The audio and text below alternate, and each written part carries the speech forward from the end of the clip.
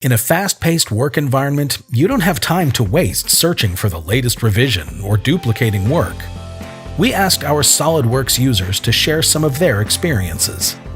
If you're having to recreate, duplicate, you definitely want to have some kind of management system in place that lets you lock it out and be able to use it, revise it, and then send it back in and check it back in. The system maintains a complete history of all changes made to your design files, so you don't have to worry about accidentally deleting something important, overwriting data, or even losing your work. You can name your files good things, so you don't have to worry about having to duplicate the work. If you can avoid it, it seems unnecessary to me. The 3D Experience Platform Checkout Check-in system ensures that only one person can work on a file at a time. Loss of communication or collaboration between your fellow coworkers. You're redoing work because you couldn't find a file in the system, or they named it different than you did.